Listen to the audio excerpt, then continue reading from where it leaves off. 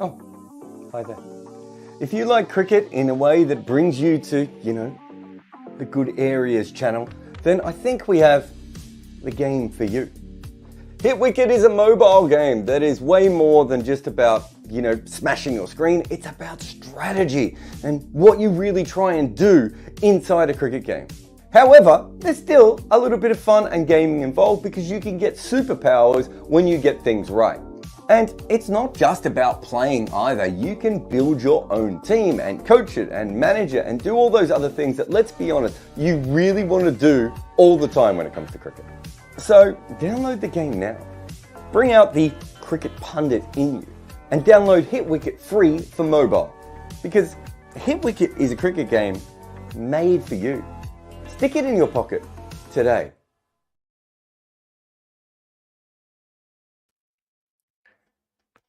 Welcome to Wagon Wheel, everyone. I am Jarrod Kimber. This is the podcast about cricket, where we answer questions about cricket from people who like cricket. There we go. Cannot nail the intro any better than I just have there.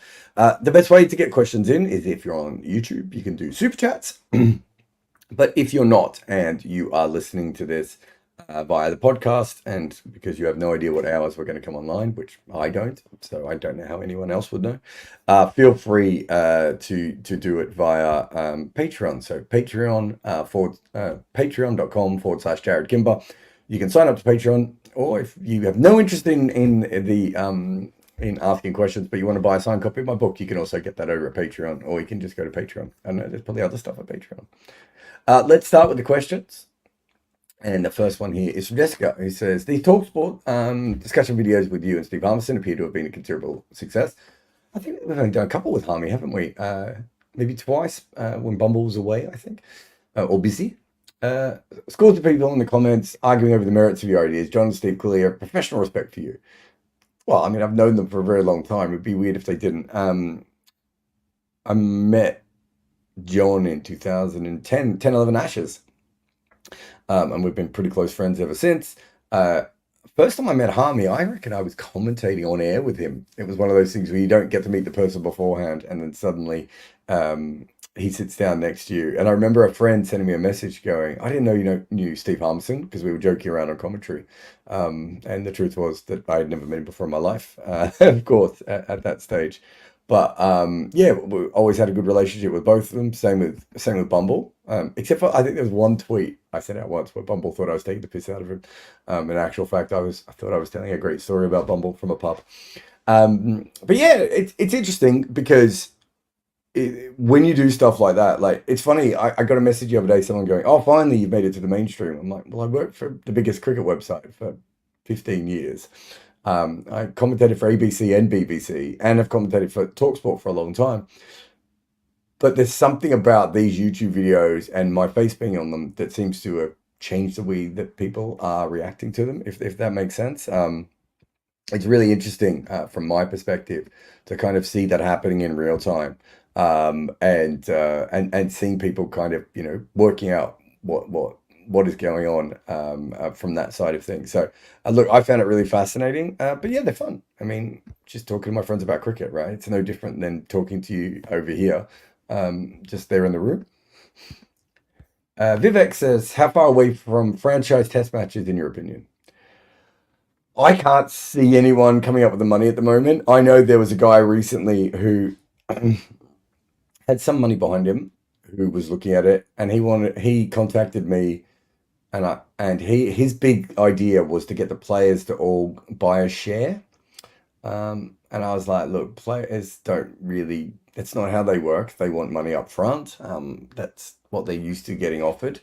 I get his point was, if we all get them to buy in, they will own a stake of it. And so they would feel more empowered, I suppose, is that the right way of putting it? Which I understood. And I certainly, there are parts of what he was doing that were really good, I thought. But there were certainly parts that didn't make as much sense. And I think once he went to the players, they were like, what? As far as I'm aware, no one else has really got all that close. It would take someone who would understand it. Look, someone who's rich, who's bored, you look at someone like Steve Ballmer and the LA Clippers. That's probably the kind of person that you're looking at now, right? Who is just like, okay, well, I've made all my money, and I love Test cricket, and I'm going to put some money behind it. Then we could have it. One of the benefits to this, no one's running Test cricket at the moment. So straight away we'd have that. We'd have unity. The players would be paid all the same wages, or not the same wages, but high overall wages. It would be uniformed, it would be planned, it would be marketed, it would be promoted, it would be monetized. All the things that kind of are not happening in Test cricket right now. Ben says, when ranking batters, how important does ability hold compared to stats? Pietersen, for example, has a very good record, but doesn't tell the whole story. He could do things at certain moments that normal international batters couldn't even think of doing. Switch hitting Murali for six, destroying that 2012 South African attack. But stats don't show this. Well, they do, because we have the ability to go back and look. And this is where I think people misunderstand stats. We have the ability to go back and look at certain innings that he's played, and his ability to change a game and the position that they were in fairly easily, actually. And you're looking at someone who made what, let's say 20, 25 hundreds, that kind of level of player. We can go through quite a few of them and see. We can also then have a look at when he made 100, were they in losses? Were they in wins? Were they in draws? With KP's mentioned in the book for an innings he played in in Sri Lanka, in Colombo, Pisara, where he just decided, and I think I'm right. I'd have to go back and read the book, but my memory is that he said it was really hot and he was struggling, and so he decided to score really quickly, and he scored really quickly. The ability to be able to do that, to be able to turn a game around, and you probably put him, Lara, and Sobers in that kind of camp, and Greenwich would be another one, where they are not high strike rate players. So they're not Quinton de Kock or Adam Gilchrist or Trumper or Sehwag. So those kinds of players are always scoring quickly. And this other kind of player puts the extra speed on when there's a moment or when they have to. That's not about ability. That's about game style, right? And understanding it. And in KP's case, he quite often did stuff like that through a game theory style, which was he knew he was struggling either technically, or the bowling was really good, or the pitch was really bad, or he needed to break down the opposition lineup, or whatever it may be, and he would take that. We have enough evidence in his career of that. That's not ability. We have stats and facts that back that up. Richard says, how do you think Abhishek Sharma and Jaiswal would do in tests as an opening pair? And do you think the Ashes in Australia will go like the series in England just had? I don't even think I could, really think about what will happen in the Ashes at this stage, if we're being honest. Where are we? Abhishek Sharma in first class cricket has an average of 30 from 20 games, 24 games. A decent enough sample size. It's got a strike rate of 70 in those. I know I'm not really interested in him becoming a test cricketer. If he goes off and continues to make runs in first class level and improves that. I don't understand this thing that people have of like, he's done really good in white ball cricket, so why don't we try him in red ball cricket when he hasn't actually done well in red ball cricket? Like, if I wanted Abhishek Sharma to open the batting in India, then I'd be playing him in India A, and I'd be using him in that position to see if it works. Why just test him in test matches? I think it's really weird. I've seen teams do this before. To me, it's just an odd thing of doing. Ruja says, how do you think the West Indies of 2012-2016 would have done in this World Cup with such difficult but batting conditions? I feel like other teams have evolved on their strategies now, but players like Narayan, Gale, Pollard, and a fitter Russell would still be awesome. Look, I mean, they grew up on those kinds of wickets. So if you look at the way they played, I actually think that in some ways their style would suit it.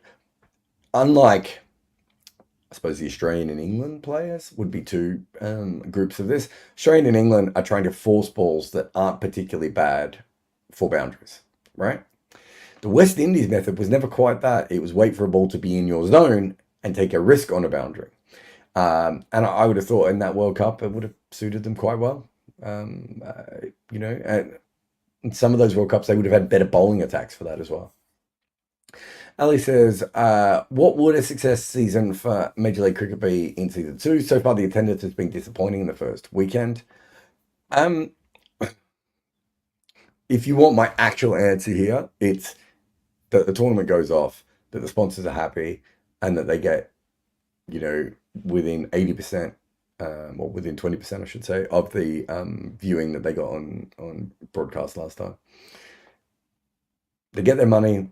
Owners, sponsors, TV audience, all looked after. The crowd doesn't matter at the moment. Like, it's great, and they would obviously, I haven't been watching any of it, but they would prefer to have more people there. They almost didn't have a first season. Second season just needs to go off without a hitch. That's all that needs to happen here. Low crowds is not a hitch. It's annoying, but it's not a hitch. Ian says, love the footmarks on his obsession with chasing in T20. I wondered if we compared the 53-47 split in favour of chasers overall with the percentage of wins for teams who win the toss and chase compared to teams who lose the toss and chase.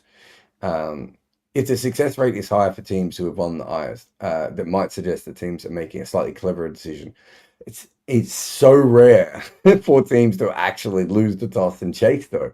Ian, I don't think it would change the overall numbers all that much. But I didn't, unfortunately, it's a good question, but it's not something I've had a chance to look up at the moment.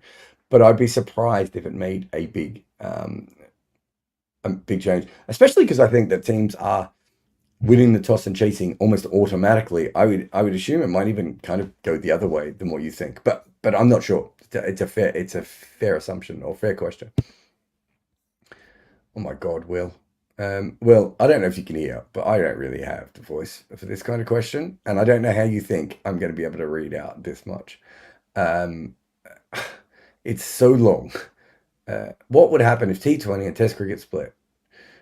A few thoughts. The quality of players left for either isn't that important because quality is relative. Agree. Okay. I'm going to your second point now. That means the question will be whether certain types of players are sorted into either sport. Yeah, I don't think that matters all that much either. 3, Test cricket's great advantage is that the best players can make more of an impact as they bat bowl field for longer. I'm not sure what that has to do with your overall points. 4, T20's great advantage is that it is easier on the body. Yes and no. There's more travel in T20 cricket. There's more impact movements and everything in T20 cricket, so I'm not sure that's actually true. It's probably true for fast bowlers. I don't know if it's true for any other kind of cricketer. 5, if both sports are equally well run and equally worth, that should mean that the best players start in Test cricket. No, I don't think so. Again, I think, you know, if it splits properly, it could split all the way down to youth levels, right? I mean, that might take a while, so I don't see that as something. Anyway, Will, thank you very much for your question, but I can't go through any more of that. Yeah, the questions have to be readable, mate. Nadika says, which opening partnership had their better World Cup tournament? Baba and Rizwan in 2021 or Gabaz and Zadran in 2024? 2021. I mean, Nadika, you're going to be shocked to know that I don't remember every detail of that. I mean, I suppose they got through to the semi-final as well as Afghanistan. I remember the India game and I remember the Australia game. I don't remember their entire tournament. My memory is that probably Bubba and Wiswan were both plus players overall in that tournament, a little bit more than perhaps Zadran was. But yeah, I'm just be guessing. Aditya says, how different are the skills that non-Asian batters need to develop in order to become a top red ball player of spin like Root and a top white ball player of spin like Klaasen? Are these transferable? So the thing about those two players is that they both grew up in environments that actually helped their play of spin. So Joe Root had 2 huge advantages. Sheffield Collegiate, I think, was his team. Yeah, I'm pretty sure that's right. In Yorkshire, they had a wicket that just turned. So straight away, he's playing conditions that turn all the time. Then Moin Khan's brother, whose name I've forgotten, but Moin Khan's brother was his coach. So he had a Pakistan Test player as a coach. and he had a spinning wicket. So he picked up those skills. You know, there are lots of players around the world who would be able to pick up those skills and be able to go on. Heinrich Klaasen, you know, if you go back to the video, in fact, we've made videos on both of these guys and how they got good at spin. Heinrich Klaasen went to a cricket camp or a cricket academy when he was quite young, and it was still new. They didn't have a lot of curators available, and so the players themselves had to learn how to curate the wicket. And Heinrich had some friends who were spinners, and so he made specifically pitches for them that spun a lot and then faced them on those wickets, and again worked out his method.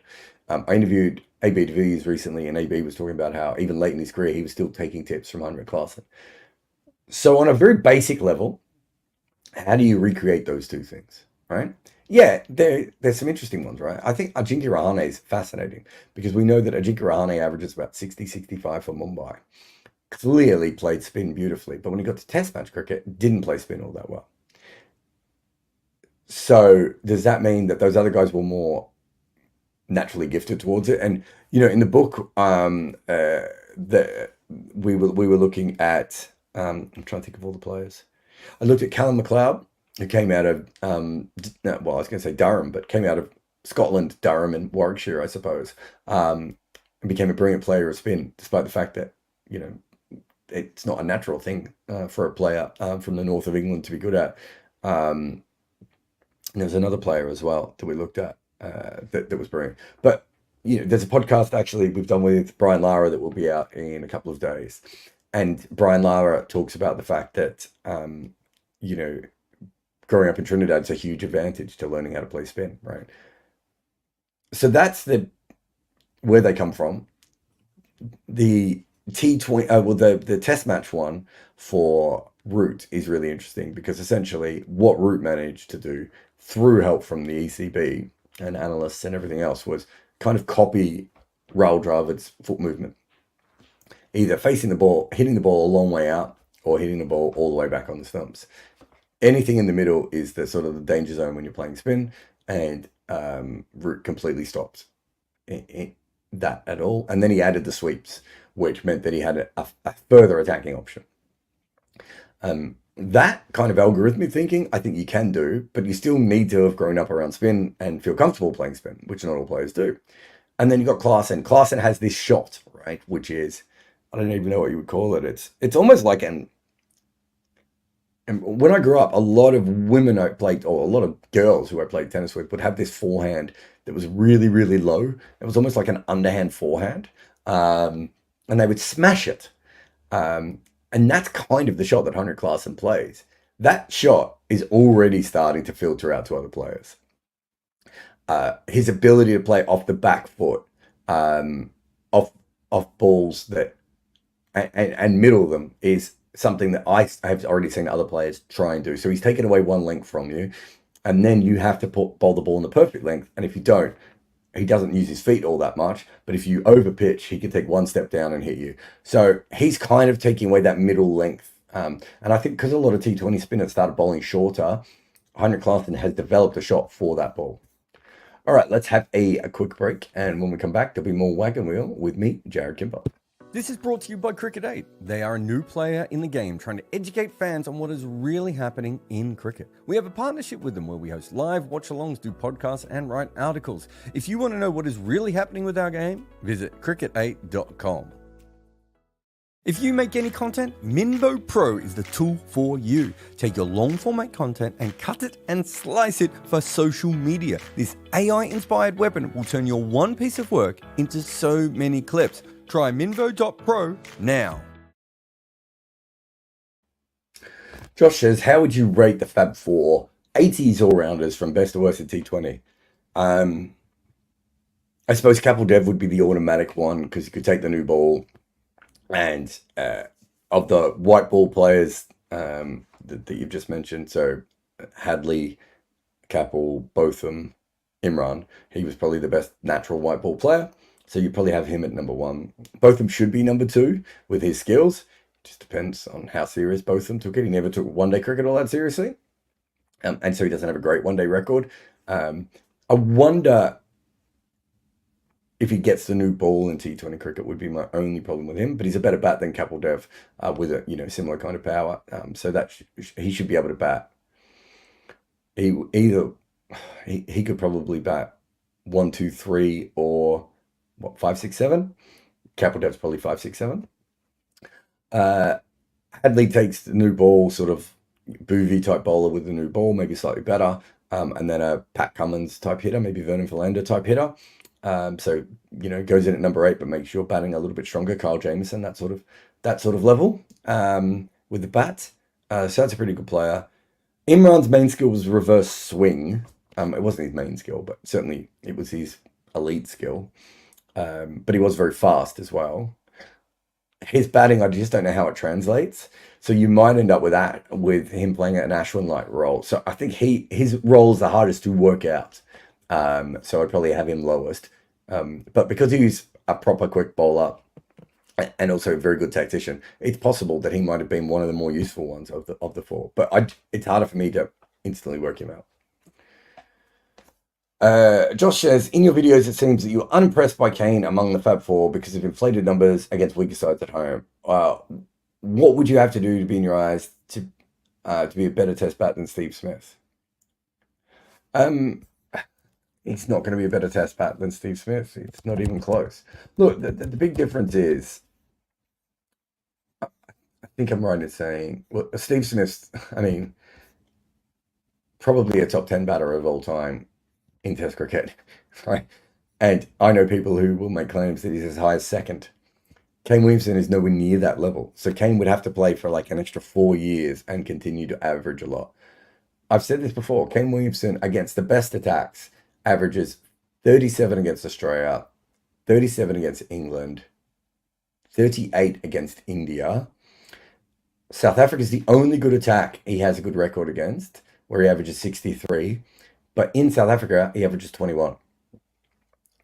Like, you can't compare that with Steve Smith's record. Let's have a look at him against the best lineup, the best players. So Steve Smith does not average under 40 against any side outside of Bangladesh.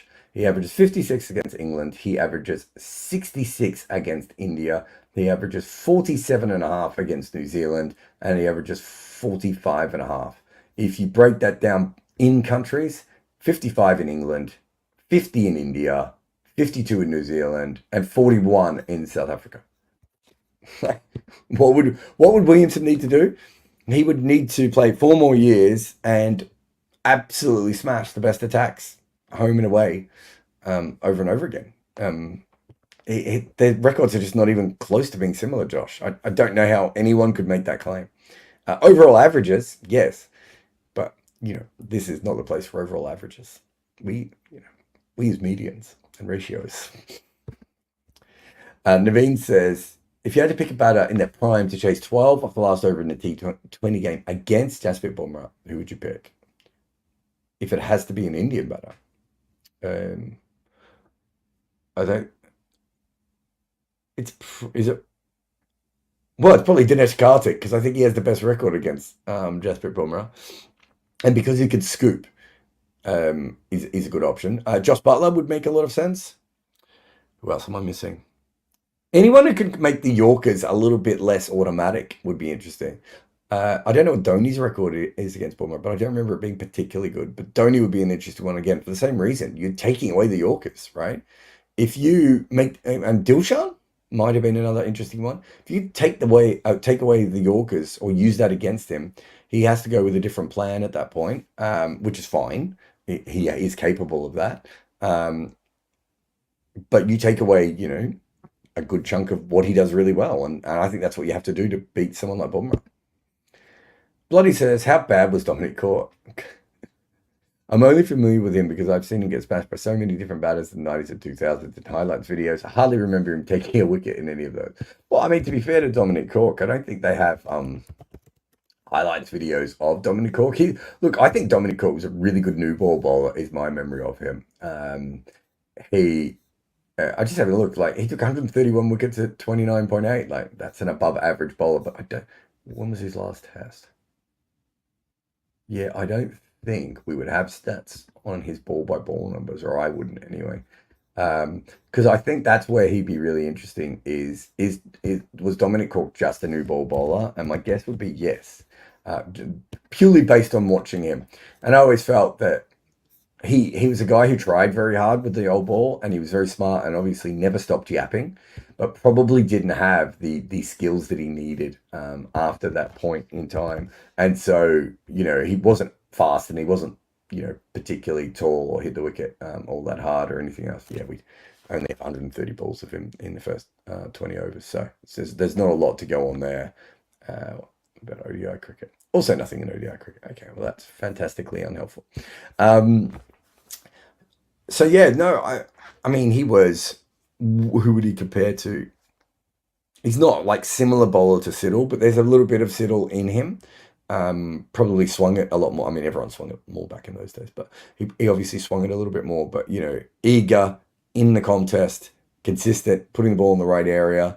But he probably needed the new ball a lot more than Siddle did, I would say. But yeah, really interesting actually to talk to him about that. Yashar says, is the county system now weaker or stronger without callbacks? Now that we've had a few years to assess the mid-term effects of it, I haven't really looked at it, to be honest, Yashar. I would say it is weaker. In the same way that when the IPL went from 8 teams to 10 teams, these things tend to get weaker, right? The Big Bash got weaker than the old Big Bash League. What was it called before? Yeah, the Big Bash League was weaker than the old Big Bash. But in the long run, you hope that it is stronger and that you can, you have like an NBA type style of thing where you have, was it 29 teams or whatever it is in the NBA now? And you make up for that by, finding new markets and finding players in different places. And they're obviously hoping through the 100 and through other things that cricket grows in England. But yeah, it is, I would say it is weaker. The Colpacks were really strong players, You had test quality players from New Zealand, South Africa, Zimbabwe, West Indies, strengthening that side. And you probably now have more players who are, fringe first class players who are getting spots. And some of them will develop, might help England be a better side, but it doesn't mean that the actual quality of the county cricket would be better. Jessica says, after 27 tests, Jimmy Anderson averaged 61.31 with the bat. Did I say Jimmy Anderson or Jimmy Adams? I think I said Jimmy Anderson then. Jimmy Adams averaged 61.31 with the bat. He ranked number 2 in both 1994 and 1995, but at the end of his career after 54 tests, he averaged 41.26. What caused this meteoric collapse? Technical weakness, personal foibles, poor climate inside the West Indies dressing room. It's in my book, Jessica. Look, I know Jimmy a little bit. I talked to him for the book. He described it as a mental issue. I think there were technical things as well. I think the way that he played with his pad, the umpires, he basically worked out a way of playing, especially against spin, which made it very hard for him to be dismissed. I think after a little while, the umpires worked that out and they started to trigger him a little bit more. I think I asked him if he had a problem with pace bowling, and he didn't think he did. And I'd be shocked if he did, honestly. Like, not that no West Indies player didn't have a problem with pace bowling, but like I remember him early in his career not wearing a face grill, right? And I would have thought that if he had a problem with that, it would have come up. Also, he's Jamaican. Of all the islands that you shouldn't have a problem against pace bowling, it would be there. He did get hit in the head. Get the bowler's name now, really, at one stage, and a lot of people sort of trace that back. But I think I showed in the book that he was already on the decline. So I think those things. But yeah, he talked about the mental side of it. He really thinks that's what happened, and that's kind of what created off with him. It's a shame because I think he was a fantastic player. I love talking cricket with him. One of my favorite people to talk cricket with. Really, really interesting guy. Probably just when you say poor climate inside the West Indies dressing room, I think they just didn't have the tools they needed to deal with someone having the issues that he was having. And it was before we talked about depression or anything like that. And I think it just eventually took its toll on him. But I really think it was 3 or 4 different factors all coming in. I can't remember all of them from my book, but we did look at it in the book. Ben says, who is the best cricketer ever? Bradford. What player has had the peak cricketing ability so far? Well, that's a different question. That's probably Sobers. No adjustments for era. Past players get modern equipment, but there is no time to adjust. Oh, They are stuck at their skills and abilities. They had the paying peak. For example, Bradman wouldn't have seen anyone with 20 miles in. Oh, okay. Oh, well, that's a very different question.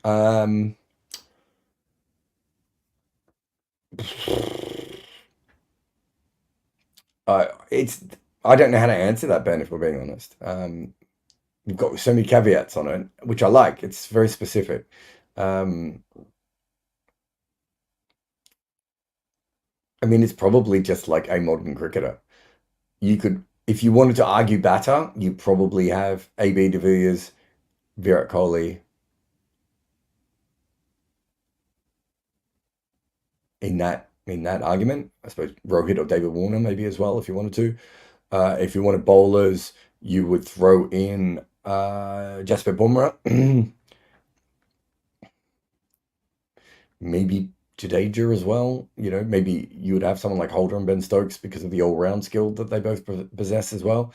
Um, but yeah, that's.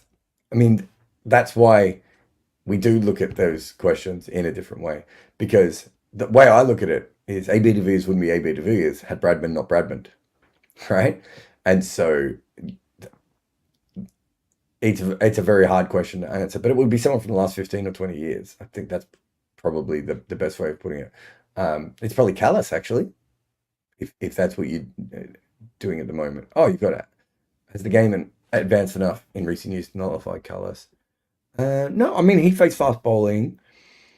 I think the off spinners will bowl very differently to him now. I think off spinners bowled over the wicket to him when they should have bowled around the wicket to him with his strategy. Um, and he kind of finished before the DRS era, so it's probably not Callis actually. Yeah, fascinating. Patrick says, "What was your personal favorite Jimmy Anderson moment?" Ooh, this is so random, but I think Robin Pietersen opened the batting once in the Champions Trophy. How's my memory? How am I going with this? I've got this memory of Robin Pietersen opening at the Oval in a one-day game. Yeah, Champions Trophy. Let's see if I can spot it. Here we go. Bowling on batting analysis.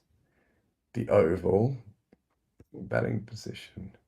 Oh, it's close. He batted three, and Anderson had already got Colin Ingram out, and he was bowling to Robin Pietersen, and Robin's someone I know a little bit as well.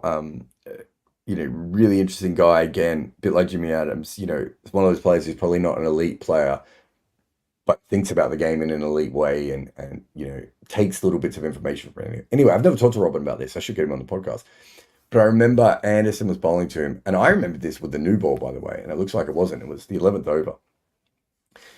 But if you watch, there's a really good spell of bowling where Vernon Philander moves Virat Kohli around the crease, and it takes him about 12, 13, 14 balls to do it. Right? Sid Monger's written a great piece about that one, and it takes a long time. I remember Anderson was bowling in swingers to, it might have been even Ingram or whoever, or it was even to Pietersen early on. It was certainly to someone like that, and he was bowling in swingers to him. So bowling over the wicket and coming back in, and he wasn't getting anywhere, and he switched to around the wicket, and he was bowling these really blatant outswingers. So an in swinger technically, but an outswinger to a left-hander, really blatant, and they were really wide. And I remember thinking to myself, no batter's going to fall for this. Like, like with all due respect to Robin Pietersen, he's not a top order player. But I think if this is a top order player, he looks at this and just goes, I'm just going to stay in my crease and try and slash you to backward point. And Robin Pietersen did that and missed a couple of times. And then it was like a video game. This is my memory of it anyway. He just like shifted out. So he was almost batting outside of stump at a certain point. And how quickly Anderson had lured him into this trap. And a lot of Anderson's traps against top order players, especially, are more subtle than that. You kind of can tell if you're paying attention what he's doing sometimes, but not always, obviously. And the batters don't always pick it up either. This one was just so obvious that he just wanted Pietersen to come over, and he was willing to risk bowling wides early on to be able to do it. And Pietersen, after a couple of balls, just moved himself out. Anderson bowled the in swing up back into him, and he was LBW, and he was gone. And it was like I can't even be bothered being subtle. I'm better than you. I have these skills that you will not be able to handle. I'm going to hoop the ball in one direction. That's not going to work. I'm going to hoop the ball in the other direction for about 3 or 4 deliveries and set you up. And then I'm going to swing one back in and I'm going to get you out. And that's from my memory. And I haven't watched this in years. But that's exactly what he did. Sean says, which right-handed bowler would benefit the most if they became a left-handed bowler with the same skills? I mean, everyone. But a metronome like McGrath, a skill bowler like Anderson, or just a pacer like Tate. Ooh, okay. Also, who would benefit the least? My suspicion is someone who's already strained for a right-hander, like Malinga. God, Malinga would be hard as a left-hander too. I mean, the answer is I don't think anyone wouldn't be better. Perhaps someone like perhaps a right-arm bowler like Colin Croft or Mark Wood, who kind of angles the ball back into you a little bit at pace, would have to find a different method if they were left arm. But if you were Colin Croft or Mark Wood and you were left arm, you'd be unplayable anyway, right? So I'm not. You'd have to find a different method, but I'm sure they would have. I don't think we've ever had a McGrath-like bowler with the left arm, because most of them end up being more Alan Davidson types, right, who swing it. And maybe Reed is the closest to McGrath, and he was pretty unplayable, wasn't he? Anderson's interesting because you could argue that Bolt is kind of like Anderson, just with 30% less control of the ball. And I don't mean control, I mean not accuracy, but just I think Bolt is like top 1% of all time of left arm bowlers when it comes to skills, but he's probably still a few levels below Anderson. Bolt's pretty good, so Anderson would be good. And then left arm quick. So so Mitchell Johnson was unplayable, wasn't he, at his best? Brett Schultz, Wasim Akram.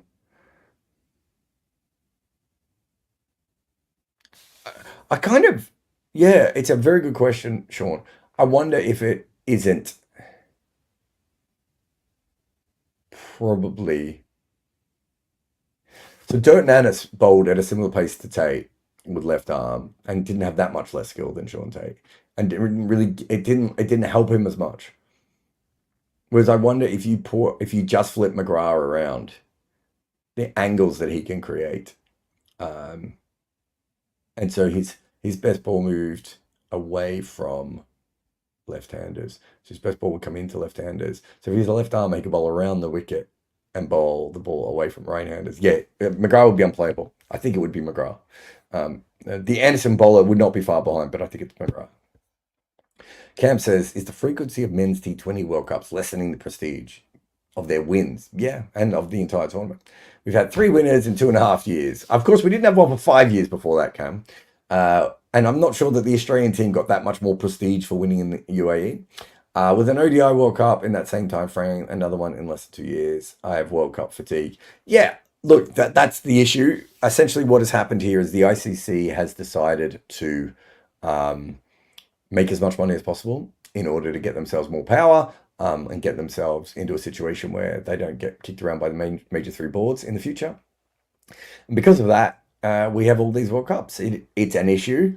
I wonder how much it matters to casual fans, is the question. And people on this channel, we are very important to cricket, and we are the spreaders of cricket in many ways, and the influencers and whatever other, devotees. We help a lot, but realistically, it's whether the casual fans start to drop off because they're like, didn't we just have a World Cup? I had my plumber here recently, and he was like, oh, you must be happy that the World Cup's over. And I was like, there's another one in 3 months. And he just looked at me like I was making it up. So yeah, I wonder if there is a turning point and the fans start to go, this is nonsense, we don't want to do this anymore, or not. I don't know.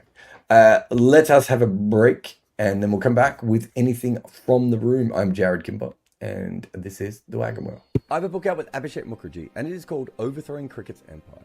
And it's about the stories of how each team beat England for the first time. We go all the way back to the demon Fred Spofforth getting annoyed at W.G. Grace for acting a little bit like Alex Carey. And then we come all the way to present times with Rashid Khan's England's redemption. We cover every single team to beat England in a major international, but we also talk about the incredible stories, like the barefoot basher from Fiji that almost played for New Zealand. In fact, this book is full of tales like that, like how Pakistan lost a top batter after he was on the run from an angry husband of a movie star he was having an affair with, and also how one future captain of his nation realised he might have to go out and bat at Lords and that he didn't own his own pads. Cricket was used as a tool by the Empire, but what happens when those nations grow up and get good at it? Find Overthrowing Cricket's Empire on Amazon today. All right, welcome back. We've got some super chats here, including a big one from Anorak, so thank you. Last time India won a test series in New Zealand, it was 2009. They haven't won a single test there since. The same team won series in Australia, England, and multiple tests in South Africa. First, why do they struggle in New Zealand? Second, are test tours like this dying? Just 4 India-New Zealand matches in New Zealand in 15 years. Yeah, I mean, I don't think India have ever played in New Zealand all that much, have they? I think it's one of those things, you get these questions a lot, and it's like, when do you think was the peak?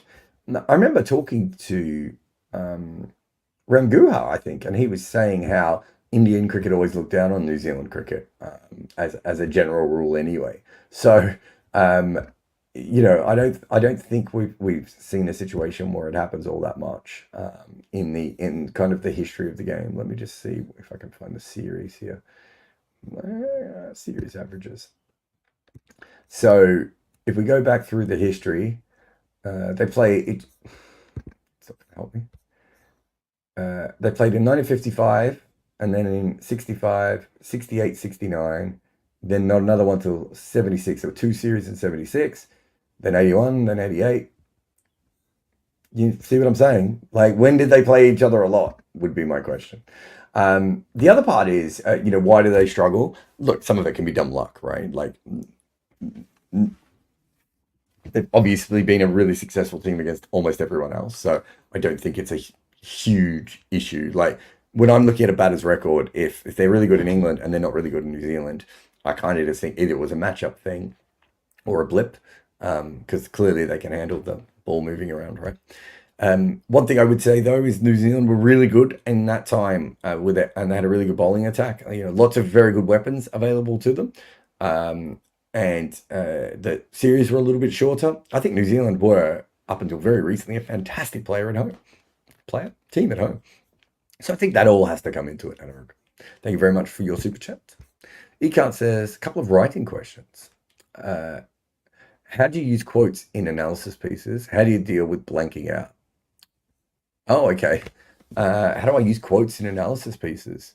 I don't think of them any differently than I would a normal piece, really. If I've got, I don't really think of things as an analysis piece, a feature piece, whatever. I'm kind of thinking, what's the best skills, or what's the best, not skills, what are the best things available to me to tell the story I'm trying to tell? And if it is a quote, then obviously I will go down that path and tell the story of the quote. And if it's not a quote, I will use something else. So it would be the exact same. And, if there's a great quote for something that I'm writing, then I would just drop it in where I think it fits. My rule with quotes is never put a quote in if you can write it better. But if the person's just nailed it and it sits there exactly as you want it, I think then you use the quote. And that's kind of how I try and do things from that point of view. How do I deal with blanking out? I'm a professional writer. If I don't write, I won't pay my mortgage. Look, if you're a sports writer, so you're in a test match, or ODIs, maybe the best example. So you've got there at, let's say, 10 a.m., toss is at 10:30, game's at 11, game finishes at 7 p.m. or 6:30 p.m. There's a presser, finishes at 7:30. You've then got an hour to write up your report, right? Your entire day is geared to that last hour. And I'll be honest, I've never seen a professional sports writer have a writing block. Ever.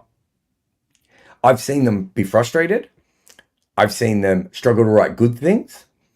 I've seen them rely too heavily on quotes to get through. All these sorts of things. But actual writer's block at the point where they couldn't write. No, they all write because they have to write. And I think writer's block in general is, I don't want to say it's nonsense. I think the hardest thing is to start. And so if you're having trouble with it, what's the bit you want to write first? I don't care if it's the end passage, the middle passage, wherever. Start where you want to start and write that. And keep writing the bits that you want to write until you're halfway through it. And then you have to write the bits that you don't want to write because it's halfway finished. The other thing is walks. Walks and music. Just go for a walk for half an hour. Right? I think, honestly, it can be as simple as that. I'm not a great person to talk about writing blocks, to be honest, because I don't really get them like other people seem to anyway, which might be why I don't really believe in them all that much. But yeah. Ultra says, how do you think USA cricket will change if it introduces it to college? And why has only recently has cricket been pushed in the USA? Well, cricket's been pushed in the USA for a long time, but what do you mean by pushed in the USA? The ICC and cricket have been trying to get into the USA since the 90s, right? We've had Cricket Australia and Cricket New Zealand specifically have been interested in getting cricket over there. We had the games in Northern America were supposed to be part of it. So when cricket has become bigger in a business and has had money, almost instantly the first thing it did was go to the USA. How will cricket change? It will mean that we know, and this is purely anecdotal, but we know from talking to people on the ground, they don't think the problem is cricketers between the age of 15 and 18. They think the problem is that cricketers between the age of 15 and 18, when they go to university, if they're very good athletically, they will go and do another sport. And if they're not good at athletically, they can't play cricket at college or at the top level, if you know what I mean. And so they don't develop as much while they're studying for 4 years anyway. So there's a whole lost opportunity. Whereas if there was a college system, that would also mean that high schools would look at running cricket programs, because they can then offer their students the options to get sponsorships in college cricket. And then people can get essentially paid to play or paid to learn, or I don't know, whatever the nonsense is, paid to learn and become cricket athletes between the age of 18 and 22. And if you then go back to, let's say, 14 till 18 as well, when high schools are doing a similar thing, it means from the age of 14 to 22, you're actually developing cricketers at school.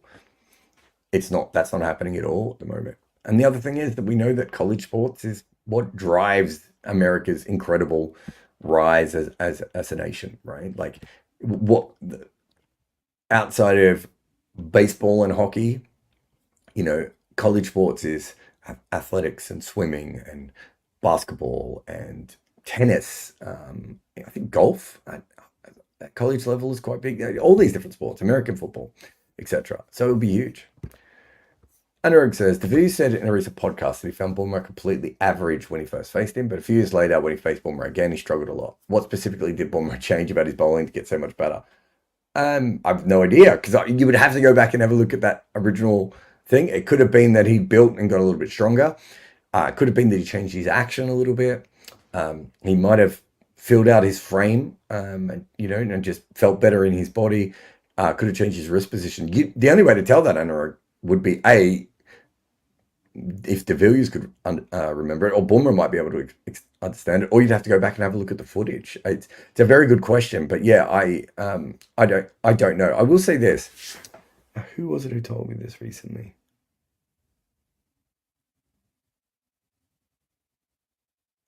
Oh, when Ross Taylor was in the nets at RCB and watching a young Virat Kohli, he thought, oh, he looks good. He'll be a decent player. Didn't think anything of it. Whereas Cameron Wright came over and said to him, this guy is going to be the next big thing. And Ross Taylor's looking at him going, I don't know. And someone else told me another story about another player doing a similar thing and seeing Kohli in one net and De Villiers in the other, and just going, "That's a star in De Villiers." And this other guy, he's struggling a little bit. So, what you think of a player on one day? In fact, I remember a T20 player telling me a similar thing facing someone in the net who he then told his owner not to buy because he was like, "This guy's just, I can smash this guy everywhere." And then every time he faced him in a game, he never hit him. So, these things all play a part. Laughing at Nothing says, what even is the Champions Trophy anymore? With the schedule of T20 and ODI World Cups, Champions Trophy feels redundant. I would argue that Champions Trophy always felt redundant. But do you see it surviving long term? No, don't see it. It won't be one-day cricket long term, though, Laughing. It will go to T20 cricket. There was another movement for that to happen. I mean, even the ODI World Cups, as being the prestigious event, will change eventually, and it'll be the T20 that will be prestigious. Champions Trophy's already been cancelled at least once, maybe twice in its history. So I think that tells you. They wanted to make it like the Euros, which now as the World Cups are getting bigger, makes more sense. So the Champions Trophy now has a reason to exist. Problem is that it hasn't quite ever got casual fans excited. Even in Asia, where it's a lot more popular than it is in the rest of the world, it's still not really at that level. And if they want it to be the Euros, they need the other World Cups to be separate. The fact that no one wanted to host it kind of tells you that it's always doomed. But these things can change and twist in the future, and who knows what it will become. But as it currently stands, yeah, it's a bit whiffy. But it exists at the moment because it does get the ICC money. The ICC want more money, as I said before, for more power. So that's why it exists. So it has to keep making money, and while it is, they'll keep running it. Arco, I was asked to pick 5 batters to change batting itself. My picks were Trumper, Chris Srikanth, Gilchrist, Sachin, De Villiers. I certainly wouldn't have Chris Srikanth. That's a really interesting one. I'm not sure I would have Gilchrist either. Did Sachin change batting? And did De Villiers change batting? I'm not sure they did. Trump is a lock in that one. You put if you want to go old school, you would have Ranji, Grace in there as well. Bradman definitely changed batting. So there's 4. If you want more modern, you'd be looking at the Muhammad brothers with the reverse sweep, Marillier / Dilshan / even Ryan Campbell, but certainly Marillier and Dilshan changed batting massively. You've got little things too, like Callis and Amla playing outside line against off spin, which I think was something that probably changed a little bit of their era, and it's sort of held up a little bit. You still see players trying to do that a lot now. So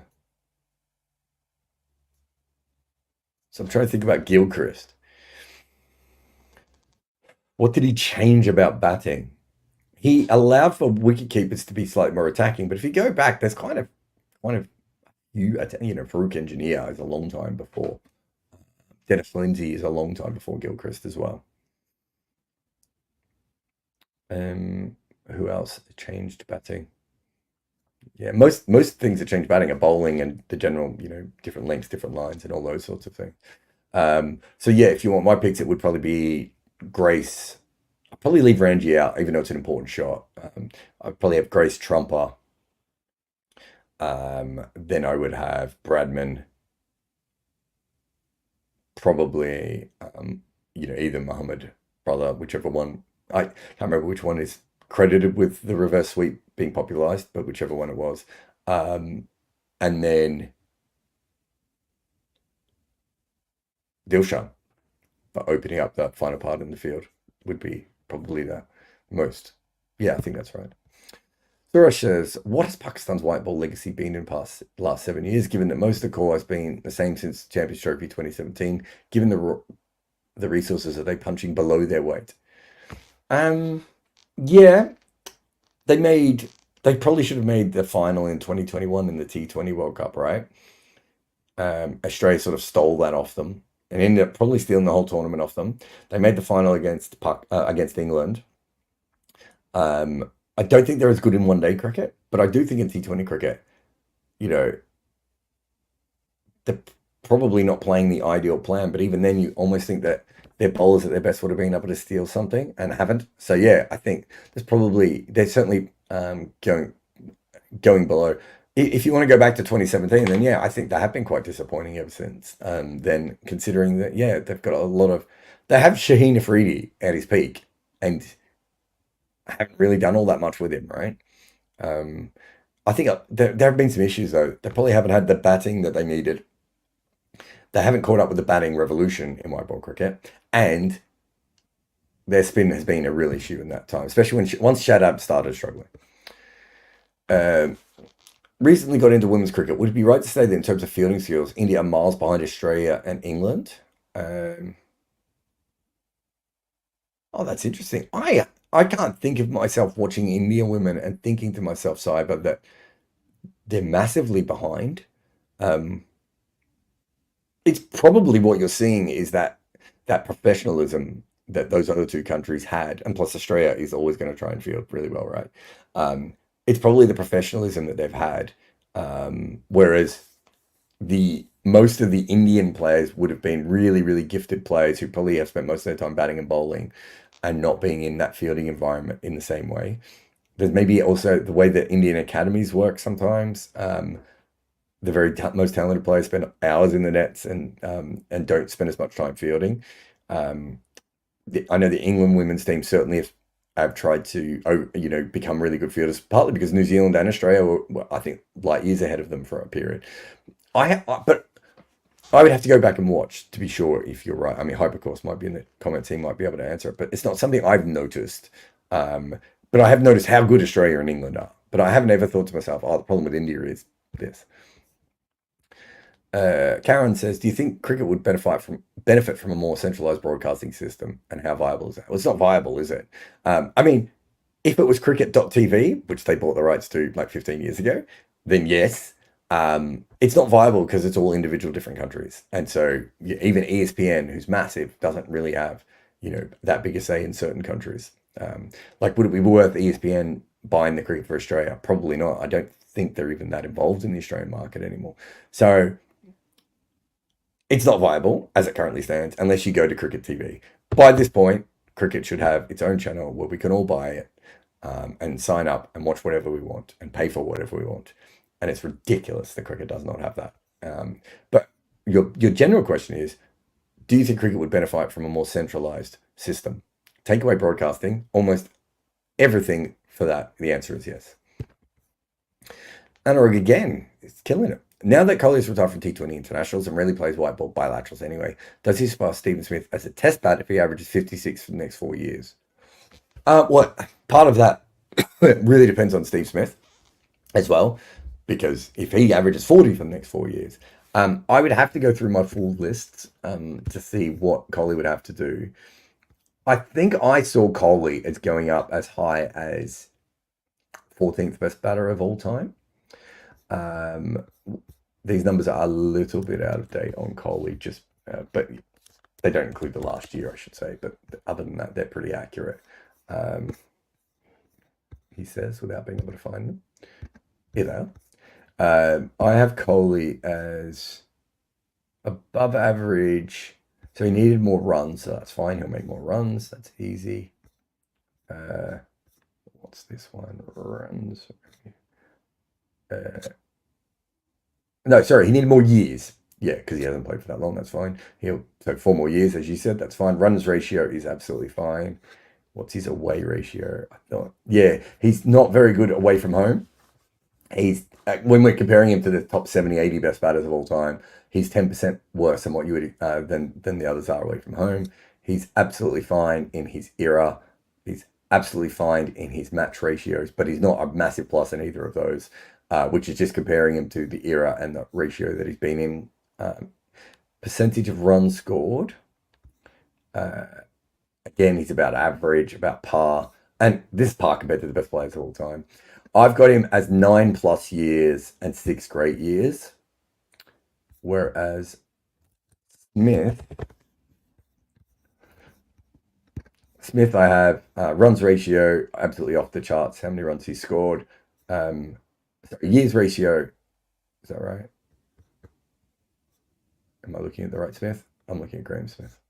Too many fucking Smiths. Let me try that again.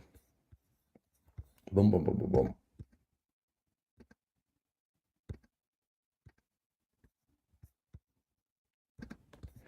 Yeah, so years ratio, let's give him 4 more years as well, so he'll be fine when it comes to years of service.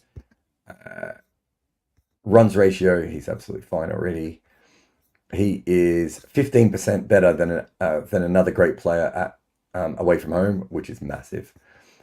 He's 19% better than great players when we look at the eras that they're in. He's 21% better than other great players when we look at the averages of other top order players in the game that he's in. He's about par for percentage of runs scored, so about the same. And then he has 9+ years, but 8 great years. So he's well up on Kohli on great years at the moment. So let's say Kohli has 4 more great years and Smith has no more great years. Kohli also then has to not just have great years, but specifically have great years away from home. But Smith also has to drop off a little bit. So I don't know how far Smith can drop. I think when we started the book, I thought, when I came up with the idea for the book, I thought he was an outside chance of getting in the top 3 of all time. And he's slipped down further now, but he's still obviously comfortably in the top 10 at the moment.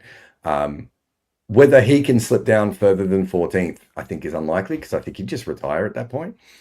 And Kohli, whether Kohli could go up higher than 14th, also looks unlikely, unless he just has a very different career from here on in. All these things are possible, though, right? Like, I've said this before. I could see Kohli just going, okay, I'm going to go be great at Test cricket again. And you don't know when peaks and troughs are going to come in different players' careers. Like we know that generally players are good between 28 and 32, but then you have Graham Gooch and then you have Jimmy Adams. Rex says India-Australia tests begin on Fridays. Hard pitches, 3-day tests.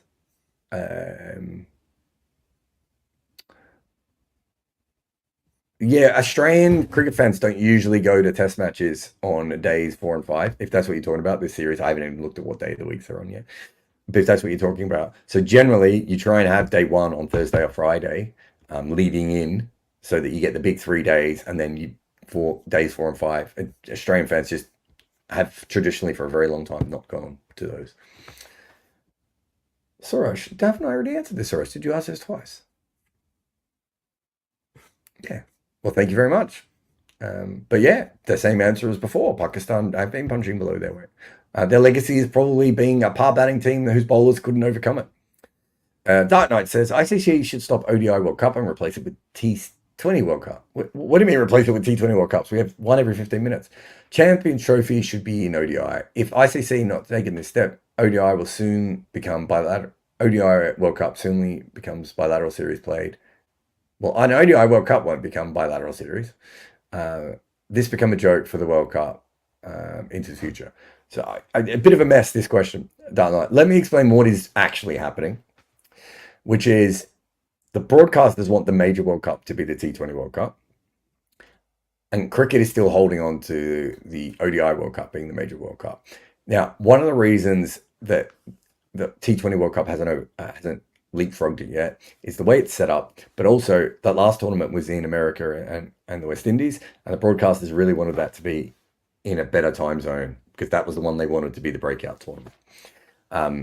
At the moment, they don't really need, it's funny that you say this because at the moment they don't really need to switch over, but there is a discussion and has reached ICC of the fact that they could just drop 50 overs altogether and they don't need to do it going ahead. The issue with that at the moment is it's making more money for them than the T20 World Cups is.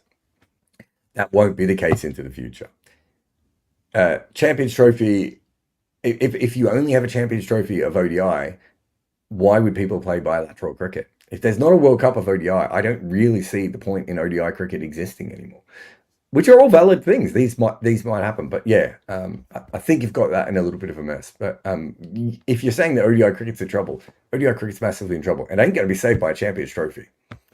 Ekant says, how do you look back at the KP drama, particularly Techskate and with the retirement later? By the way, your TalkSport video with Bumble on him was great. Look, I looked back on it. I remember I wrote an article in which I thought I was quite harsh on KP. And I was brought on to the BBC, and Jonathan Agnew called me the Pietersen apologist, which I don't think Kevin Pietersen would agree with.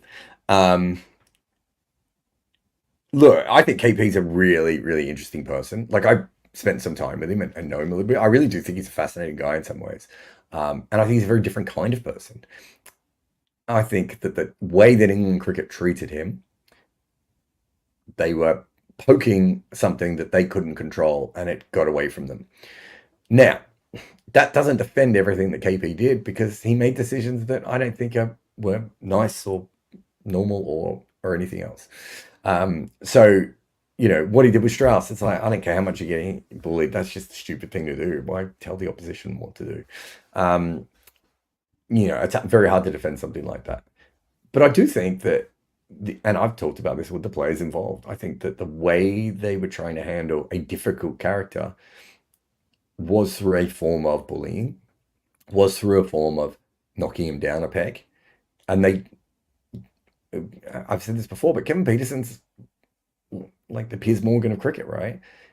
He buys ink by the barrelful. Like, thinking that you're going to be able to keep jabbing him and eventually he'll become more manageable was the exact opposite way of doing it. I thought they were quite immature, and I would include the coaching staff and the ECB management in this. I thought they were quite immature.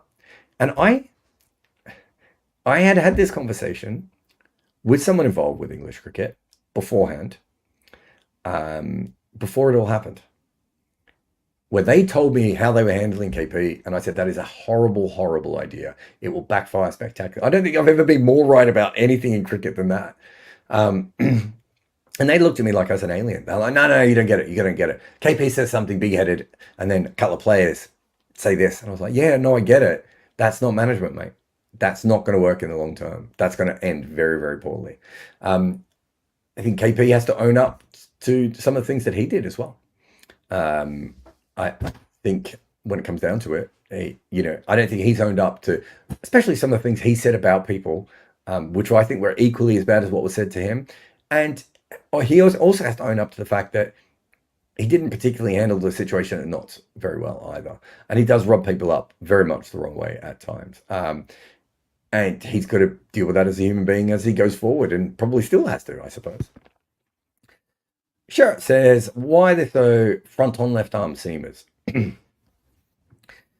I would assume the reason is, if you're a front on left arm seamer, it is harder for you to angle the ball across a right-hander, which is your standard ball.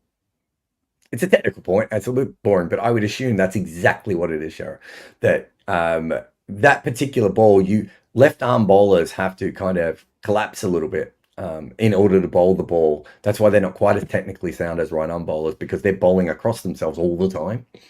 And I would assume that it's probably something to do with that. And if you go and have a look at left arm finger spinners, they're very different technically to right arm off spinners as well. So I'd assume that those are the main reasons, but feel free.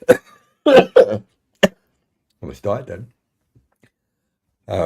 Yeah, if anyone could correct me on that off the top of my head, that's definitely why.